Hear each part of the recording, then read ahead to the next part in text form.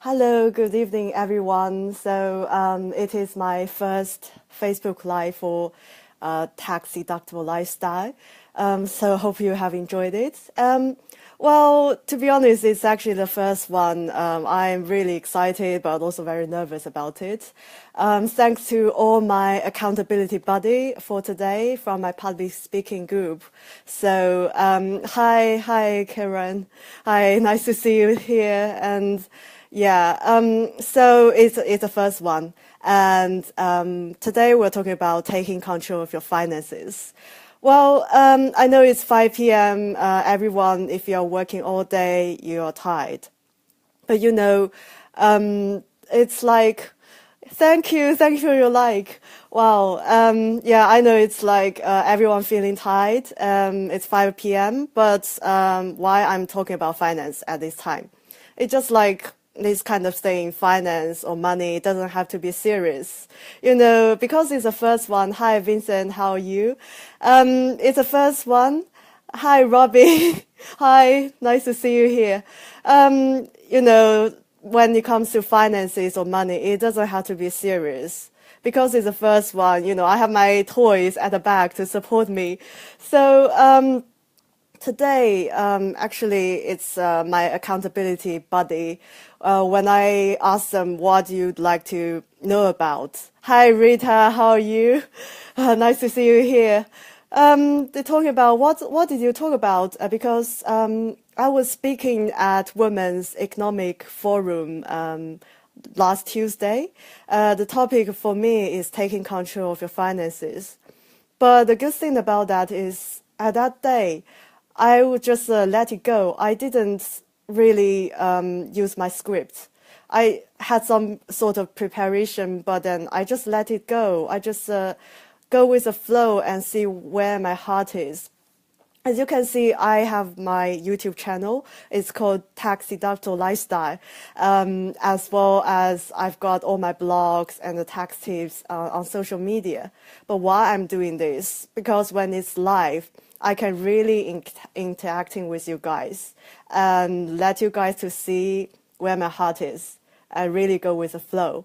And I really enjoy this. So I think that's the beauty of when you see someone speaking on the stage or live, you can really see who that person really is.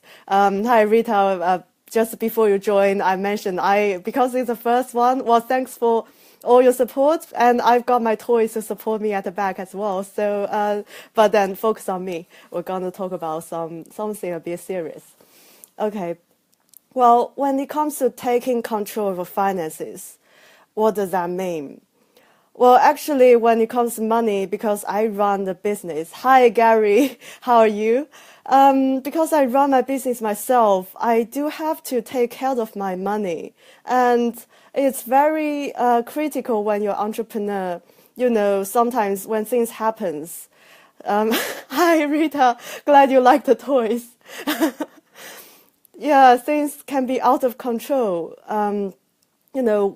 It can be like very ugly things coming.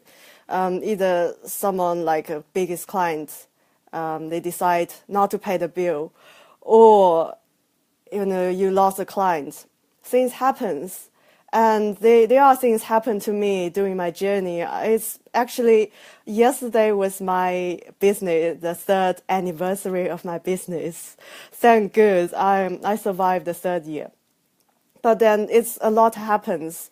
And what I realize is, when it comes to money, I want to be in control. I want to know where my money coming. I get paid this day, and I'm paying that supplier tomorrow. But then sometimes the more you want to be in control, the more you want to hold on to your money, the less you get. It's like, especially a few months ago, I have lost my biggest client. And I was desperate. It's a kind of situation. Hi, Mira. It's a kind of situation that you constantly feel like anxious. Why? How am I gonna cover the bills tomorrow? And because I'm desperate, and I find it harder that I get the money coming in, and even the customers, or even like the prospects, they are not coming. But then it's just like after a while, because I'm into meditation and also I'm into personal development, and I constantly looking out for things like money mindset, because in the profession of money, I do want to know different aspects of money. So what I realized, hi Beverly. So what I realized is that sometimes we just don't mean to be in like hold on to the money, taking control of the money because we want to feel certain about our money. We have the security, like financial security. We get fed every day. But the real meaning of being in control is actually letting go of having to control your money.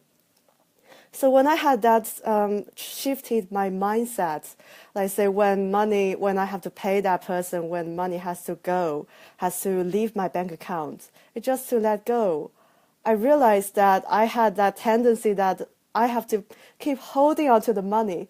So that's actually some sort of a blockage of the money. Hi, we have one new friend, Xue I think we met a couple of times before.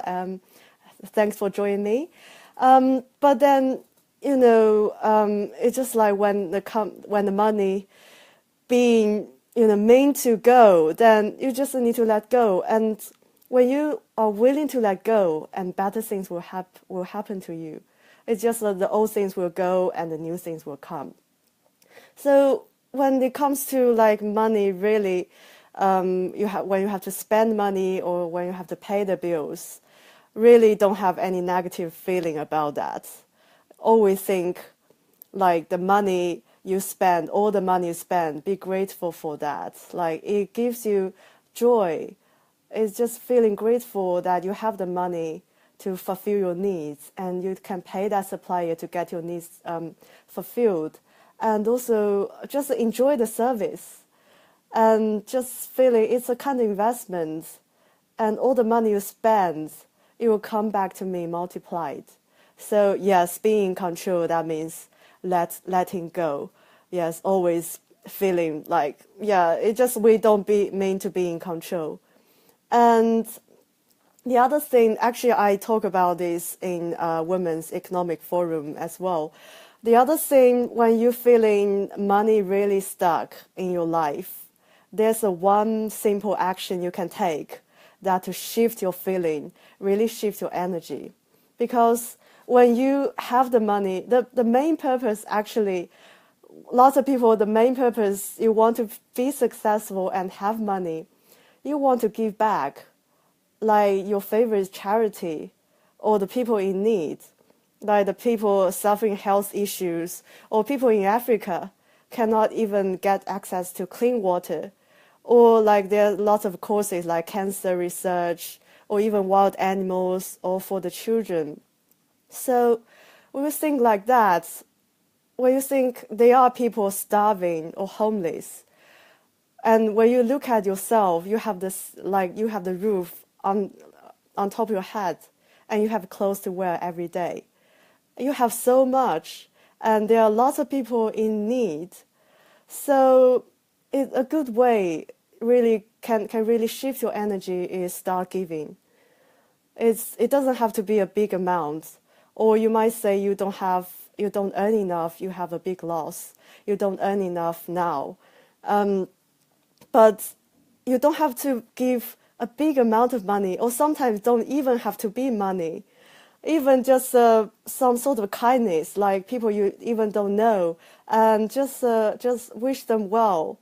It's a kind of life energy that really keep the positive energy flowing.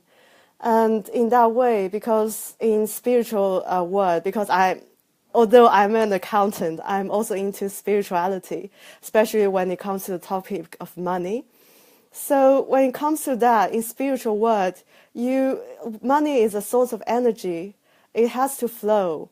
And a great way to flow is just let it to do what it means to do, and give to the people, give to the situation that who really need the money. And in that way, just let your kindness flow. It really doesn't have to be a big amount of money, or it doesn't have to be money at all. The main purpose is to let energy flow. So that's a really great, like a beautiful thing I realized about money, and can really shift to energy. And even when I start doing that, it's like I felt good opportunities came to me, and I've got my prospects coming back, and there are good opportunities, even more speaking engagement, or even like I've got more creative thinking. So really, sometimes it just like, first of all, letting go, and the second thing, it's really make energy flow by giving. And yeah, that's, thank you, Rita. You say loving the tips. Glad you enjoyed it. Yeah, really. I think that's, yeah, that. Hello, Kevin. Good to see you. Hi. We are talking about taking control of your money, but then, yeah, the main purpose, taking control. We want to feel certain.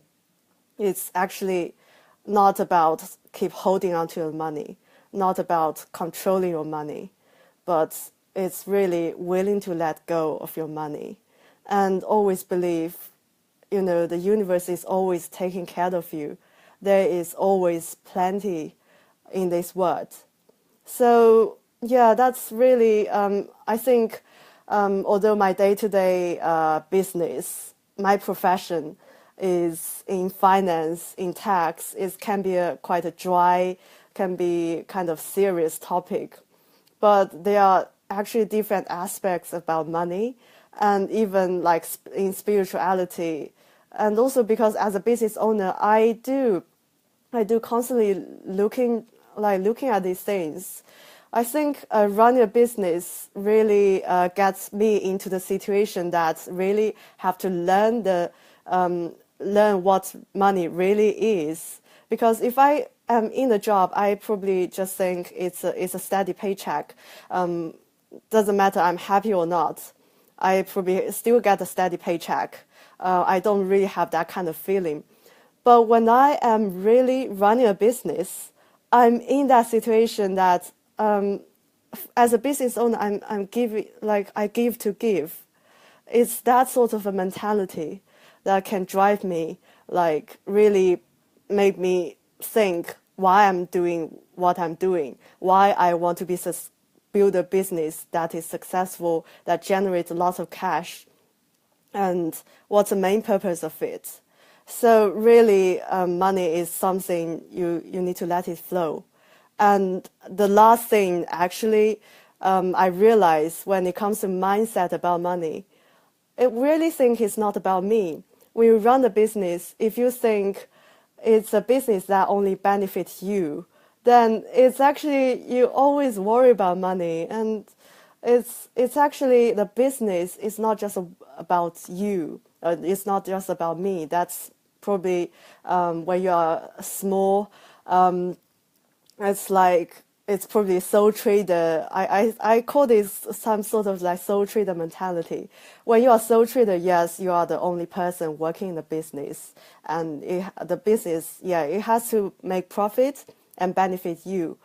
But then when if you really want to scale up your business, want to make it bigger, have a bigger vision, the business is not just a setup to benefit you, but if you have employee, of course, it benefits the employee, but also like clients and your suppliers, your vendors, it benefits everyone. It's like business or money, really, it's really not just about me. And because I am specialized in tax as well, I've been reading quite a lot about like a tax rule.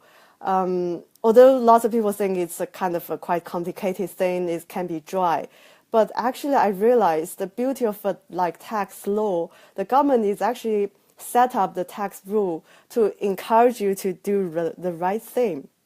For instance, it's actually a quite hot topic at this time of the year. It's a February time. It's just 2 months before the tax year end, and it's actually a good time to talk about this. is about investment. Hi, Anik. How are you? Hi, good to see you here. So, yeah, we just come to the tax. When it comes to here, because when people say, how can I be tax efficient? How can I save money and grow my monies and have a sort of a tax efficient investment that I can reduce my tax bill and let my money grow? First of all, lots of people know you can put your money into ISA because the interest you earn is tax free. And second thing, the second thing you can do is that you can put your money into a pension pot that you can save for your retirement. And if you're like a high rate taxpayer, if you pay tax at 40%, then every 60p you invest into your pension pot, then the government top up 40p. So that's also a very good thing to consider. But these two, because you are investing in yourself, and nowadays government is putting restrictions. Like the ISA, the restriction, like every year you can only invest about £15,000 into ISA to enable you to earn interest tax-free. And your pension, if you're earning like extremely high earner, like 200k a year, you are only allowed to invest £10,000 into a pension pot. So it's actually quite a big, you have a cap when it comes to when you just think about how you can invest in yourself, in your future. But there's actually a very generous tax break that government set that can enable you to earn dividends tax-free. And also you can get cash back from the government. You can invest into, it's called a venture capital trust. It's a government allowance. Lots of companies like, probably a lot of you guys know about the snack company, like a subscription snack, Grace. That company is funded by a venture capital trust.